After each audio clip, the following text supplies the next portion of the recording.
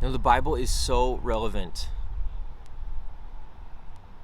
to every time and every age. 2 Timothy 3:16 says, all scripture is God-breathed and is useful for teaching, rebuking, correcting, and training in righteousness. Just got water on me.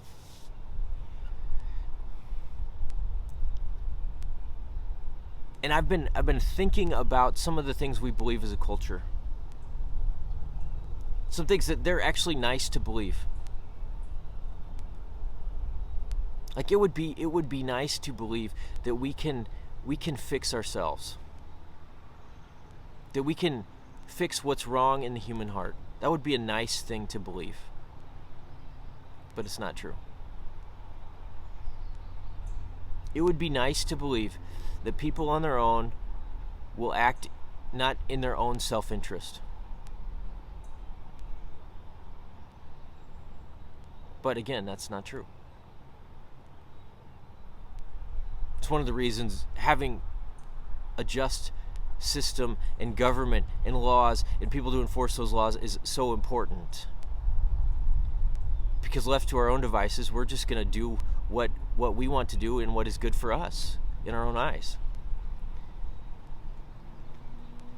And I've been talking out of Genesis, the first few chapters of Genesis the last few days, and I want to jump over to Romans chapter 5, and this is a tremendously important chapter to understand what is actually going on inside of us as people. In Romans chapter 5, the Apostle Paul says, therefore, just as sin came into the world through one man, that was through the sin of Adam and Eve, them choosing to eat from the tree that they were forbidden to eat from, which on its face seems like a small thing, but in reality was rebellion against their Creator.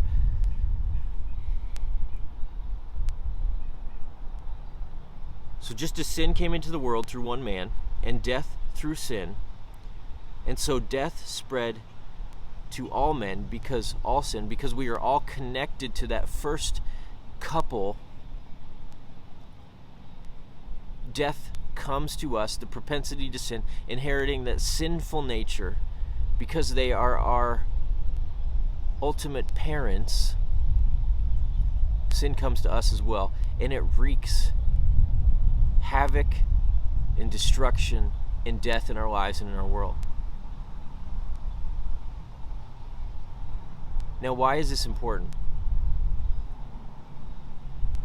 Well, it's important because we have to realize that this lives in us. Even if you're a follower of Jesus, your sin nature is strong.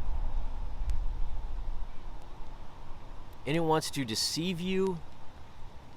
It wants to destroy you. It can't take you eventually and condemn you to hell if you're a follower of Jesus, but it wants to destroy your life, destroy your testimony, destroy any ministry you can have, destroy any legacy for Christ that you would have. That's what its game is. It's just destruction. And so we ought to flee from it. And we ought to understand that the only thing that can ultimately change us, change our world, is the power of the gospel.